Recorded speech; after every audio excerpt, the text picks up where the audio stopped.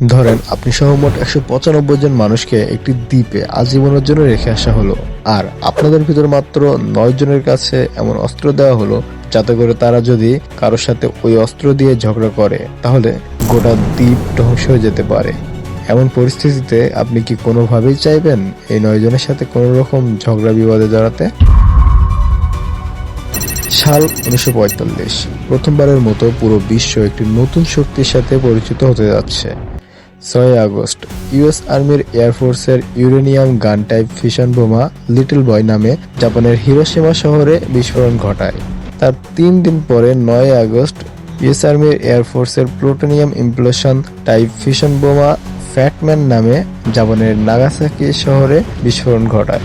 এই বিস্ফোরণ দুটিতে প্রায় 2 লক্ষ স্থানীয় নাগরিক এবং সামরিক কর্মীদের মৃত্যু হয়। ফলশ্রুতিতে জাপান ইউএস এর কাছে আত্মসমর্পণ করতে বাধ্য হয়। এরপর পারমাণবিক বোমার আবিষ্কারক রবার্ট ওপেনহাইমার অনুভব করেছিলেন তিনি কত বড় ভুল করে বসেছেন। তিনি তার পরবর্তী জীবনে এই বোমা না বানানো এবং না ব্যবহারের জন্য নানাবিধ কর্মকাণ্ড করেন। সেই সাথে জেলও খেটেছিলেন বেশ কয়েক বছর।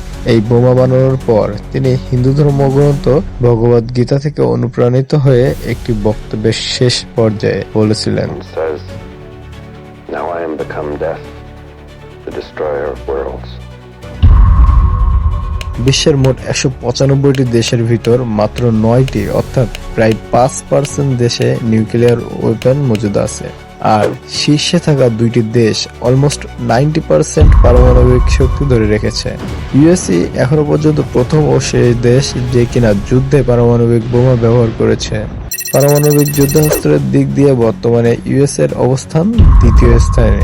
ইউএস এর কাছে মোট পারমাণবিক যুদ্ধাস্ত্র আছে 5044টি, যার ভিতর 1938টি যুদ্ধাস্ত্র সংরক্ষিত আছে এবং 1670টি যুদ্ধাস্ত্র কৌশলগতভাবে মোতায়েন করা আর 100টি মোতায়েন করা না। অর্থাৎ এই মোট 1770টি বোমা ইউএস আর্মির পারমাণবিক বাহিনীর অংশ, ক্ষেপণাস্ত্র, বিমান বা জাহাজে ব্যবহারের জন্য প্রস্তুত, যার ভিতর 1670টি বোমা ঘাঁটি বা ডেলিভারি যানবাহনে মোতায়েন করা হয়েছে এবং 100টি মোতায়েনযোগ্য বোমা পরবর্তীতে মোতায়েনের জন্য রাখা হয়েছে। তাছাড়া বাকি 1336টি যুদ্ধাস্ত্র অবসরপ্রাপ্ত হয়ে আছে।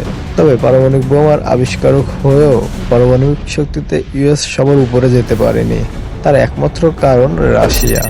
পারমাণবিক যুদ্ধাস্ত্রের দিক দিয়ে রাশিয়া শীর্ষ স্থানে অবস্থান করছে। রাশিয়ার কাছে ইউএস এর থেকে 536টি পারমাণবিক যুদ্ধাস্ত্র বেশি আছে।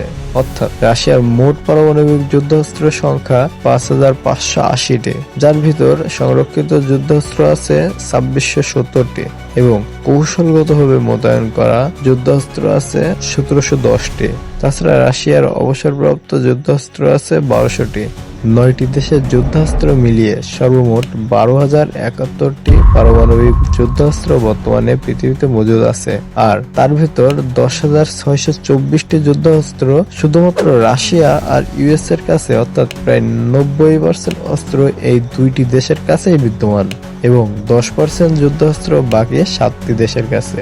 রাশিয়া এবং ইউএস এর পর চায়নার কাছে বাকি 6টি দেশের থেকে বেশি পারমাণবিক যুদ্ধাস্ত্র আছে, তবে তা রাশিয়া ইউএস এর তুলনায় অনেক কম। মাত্র 500টি পারমাণবিক যুদ্ধাস্ত্র আছে, যার ভিতর মাত্র 24টি কৌশলগতভাবে মোতায়েন করা, বাকি সবগুলোই যুদ্ধাস্ত্র সংরক্ষিত। তবে ফ্রান্সের ক্ষেত্রে এই হিসাব একটু ভিন্ন। মোট 290টি পারমাণবিক যুদ্ধাস্ত্র নিয়ে লিস্টে ফ্রান্সের অবস্থান 4র্থ স্থানে, যার ভিতর মাত্র 10টি যুদ্ধাস্ত্র সংরক্ষিত রেখে বাকি 280টি যুদ্ধাস্ত্র কৌশলগতভাবে মোতায়েন করে রেখেছে। কৌশলগতভাবে মোতায়েনের কথায় আসলে বাকি 5টি দেশের ভিতর শুধুমাত্র যুক্তরাষ্ট্র তার মোট 225টি পারমাণবিক যুদ্ধাস্ত্রের ভিতর থেকে 120টি মোতায়েন করে রেখেছে। তাছাড়া বাদবাকি দেশগুলো শুধু পারমাণবিক যুদ্ধাস্ত্র সংরক্ষিত করেই রেখেছে। যথাক্রমে ভারত 172টি পারমাণবিক যুদ্ধাস্ত্র সংরক্ষিত রেখেছে, কোনো যুদ্ধাস্ত্র মোতায়েন করা নেই। পাশাপাশি পাকিস্তান 170টি পারমাণবিক যুদ্ধাস্ত্র সংরক্ষিত রেখেছে, তবে কোনো যুদ্ধাস্ত্র মোতায়েন করা নেই। ইসরায়েল 90টি পারমাণবিক যুদ্ধাস্ত্র সংরক্ষিত রেখেছে এবং লিস্টের শেষে উত্তর কোরিয়া 50টি পারমাণবিক যুদ্ধাস্ত্র সংরক্ষিত করে রেখেছে। যদিও 9টি দেশের কাছে পারমাণবিক যুদ্ধাস্ত্র মজুদ আছে, তবে তা ইচ্ছামতো ব্যবহার্য নয়। তো এই ছিল পারমাণবিক শক্তি নিয়ে একটি ছোটখাটো অ্যানালাইসিস। ভিডিওটি যদি ভালো লাগে তাহলে এমন ভিডিও আরো পেতে চ্যানেলটি সাবস্ক্রাইব করে রাখুন। ধন্যবাদ।